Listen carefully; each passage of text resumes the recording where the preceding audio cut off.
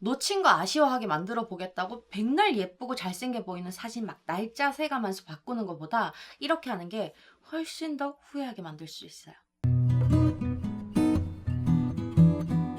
연애를 하다 보면 정말 다양한 이유로 헤어지게 되잖아요. 들어보면 바람이 나는 경우도 있고 사랑이 식었다느니 뭐 이렇게 헤어지는 경우도 있고 가볍게 생각하고 다가와서 헤어지는 그런 별의별 이유가 다 있거든요. 그런 이별을 당하면 아무리 마음이 단단한 사람이라고 해도 상처를 받을 수밖에 없어요. 분명히 상대가 잘못했는데 내가 이별을 통보받는 상황이 되면 갚아주고 싶다. 내가 아픈 만큼 너도 아팠으면 좋겠다. 이런 생각이 들게 된단 말이에요. 실제로 그런 질문을 하는 사람들도 되게 많고. 그래서 준비한 이번 이야기, 헤어진 전 애인을 후회하게 만드는 방법. 빠방. 나를 놓친 사람을 후회하게 만드는 방법도 똑같으니까 한번 따라해봐요.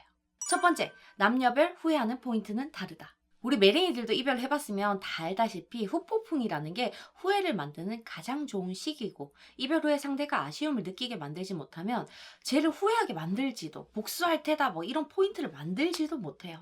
사람마다 성격이 어떻냐, 어떻게 헤어졌느냐에 따라서 후폭풍이 오는 시기는 다르지만 이런 아쉬움을 느끼는 이유는 남녀별로 좀 비슷비슷한 경향이 있거든요. 먼저 헤어지고 여자들이 지난 전남친이 아쉬워질 때, 그러니까 후폭풍을 느끼는 큰 두 가지 이유가, 첫 번째는 내가 만난 사람 중에 저 남자가 나한테 가장 다정한 남자였을 때, 그리고 두 번째가 자기가 여태까지 만난 사람 중에 가장 재력이 좋았을 경우. 요 두 가지. 진짜 이런 거 보면 참 시대가 변해도 진화적인 이유를 크게 벗어나지 못하는 건가 싶기도 한데, 내가 이 말을 왜 하냐면 남자들이 헤어진 전 애인이 가장 아쉬운 두 가지 이유도 이 진화적인 이론에서 크게 다르지 않기 때문이거든요. 남자들은 전 여친이 그리워질 때가 이만큼 나한테 헌신적으로 대했던 사람이 없다고 생각하는 경우에 후폭풍을 느끼게 되고, 두 번째로는 내가 만났던 여자 중에 제가 제일 예쁘다는 걸 깨달았을 때, 이때가 아쉬움이 느껴지는 대표적인 포인트예요. 이거 가지고 뭐 남자는 여자 얼굴 보고 여자는 남자 능력 본다 뭐 이런 싸움을 하라는 말은 아니에요. 포인트는 우리 매ring이들이 남자나 여자냐에 따라서 다르게 노려야 된다는 거예요.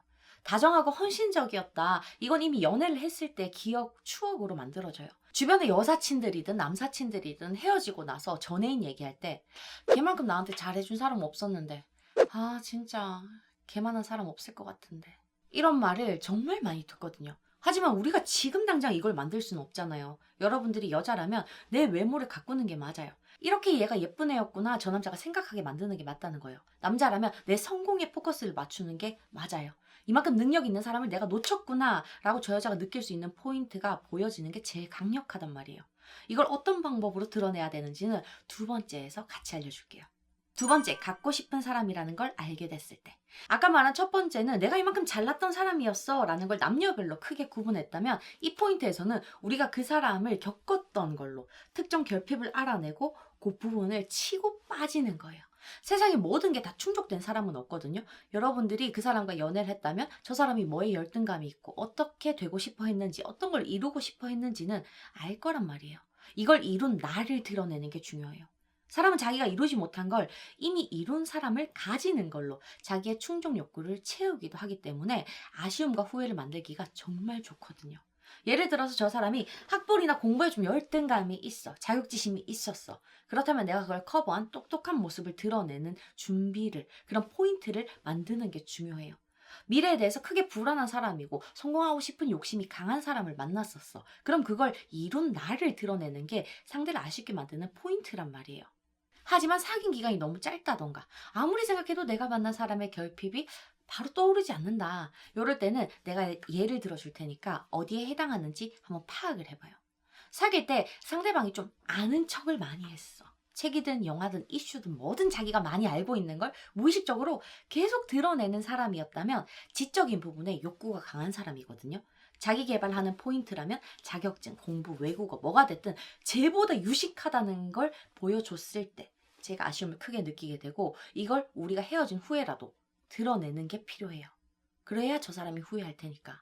사귈 때 저 사람이 돈에 관련돼서 조금 민감한 반응을 했다던가 자기의 불안정한 미래나 직장에 관한 걱정을 좀 많이 했어. 그러면 내가 재테크나 경제적으로 좀 탄탄하다는 걸 보여줬을 때, 그런 삶을 누리고 있는 모습 있죠. 뭐 여행을 간다던가 쇼핑을 한다던가 누군가한테 하는 선물이 됐다던가 이런 걸 드러냈을 때 저 사람의 감정적 변화를 되게 쉽게 느끼게 만들 수 있단 말이에요. 만약에 만난 사람이 좀 '내가 난데.' 하는 허세가 살짝 있었다. 그러면 그 사람은 여러분들이 사람들과 엄청 잘 어울리는 모습 있지. 너무 밝고 행복하게 잘 어울리는 모습을 드러냈을 때나 보여지는 직업 있잖아요. 나처럼 유튜버라든가 또는 작가, 음악가, 멀리 나가면 연예인까지. 이 대중성도 결국에는 사람들의 사랑을 받는 직업이거든요.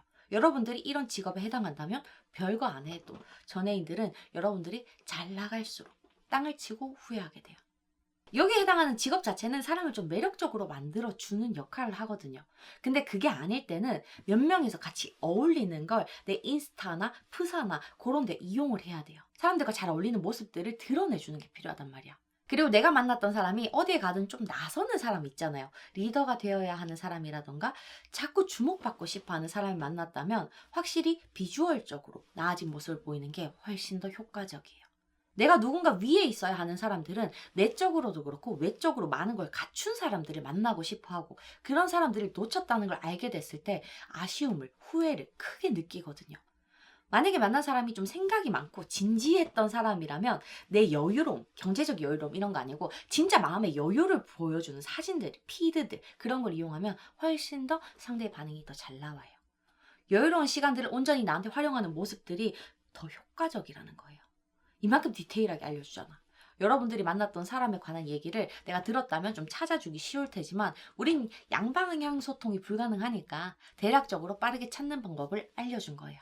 헤어지고 나서 저 사람을 후회하게 만들고 싶다는 생각에 예쁘고 잘생겨 보이는 사진을 프사나 인스타에 백날 돌리는 것보다 이렇게 사람을 보고 딱 치고 들어가는 포인트를 잡는 게 중요하다는 거예요. 이걸 언제 어떻게 올리냐? 헤어진 지 최소 2주에서 3주가 지난 다음에 카톡 프로필 사진이라면 2, 3주마다 한 번씩 피드라면 자기가 평소에 올리던 정도 그 속도로만 올리면 돼요. 아니면 그런 모습이 제3자를 통해서 전달되는 것도 괜찮고 학교나 회사에서 이런 모습을 직접 보여줄 수도 있겠죠. 그리고 이걸 활용할 때 가장 중요한 세 번째가 있어요. 이게 있어야 비로소 완성이 되는 거거든. 마지막 세 번째, 무조건 나를 위해서. 첫 번째, 두 번째 방법에서 알려준 전부는 여러분들의 매력을 키우는데 여러분들이 조금 더 괜찮은 인생을 살기 위해서 필요한 것들과 똑같거든요. 비주얼이 나아진다던가 인기가 많아진다던가 마음의 여유가 있는 걸 드러내든 똑똑해지든 내 인생에 하나도 해가 될 게 없다는 거예요. 그러니까 이렇게 바뀌는 1순위를 저 사람을 위해서, 저 사람한테 복수하기 위해서가 아니라 나를 위해서로 만들어야 돼요. 두 번째 이유로 쟤를 후회하게 만들기 위해서 요걸로 잡으면 되잖아요. 이 순서가 서로 바뀌는 순간 여러분들은 절대 상대방을 후회하게 만들지 못하거든요. 인스타 사진 프사 바꾸고 제가 반응하나 안 하나 보고 있는 그 시간이 여러분들한테 지옥일 거란 말이에요. 하면 할수록 괴로워져요. 그게 복수예요? 자기 무덤 자기가 파는 거지. 이럴 거면 애초에 안 하는 게 맞아요. 현자들이 얘기하잖아. 최고의 복수는 내가 잘 사는 거라고. 이 말을 하려고 첫 번째, 두 번째 방법을 끼워 맞춰서 알려준 건 아니거든요.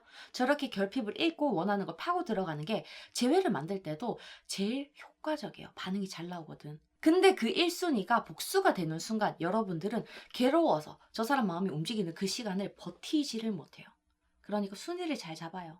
더 괜찮은 내가 되기 위해서 하긴 하는데 부차적으로 얻어지는 게 저 사람의 후회여야 된다는 거죠. 알겠지? 이 순서가 절대로 바뀌면 안 돼요. 이 세 가지 방법으로 나를 상처 준 사람이 아쉬워할 만큼 빛나는 사람이 될 수 있길 바랄게요. 오늘도 만나서 반가웠어요.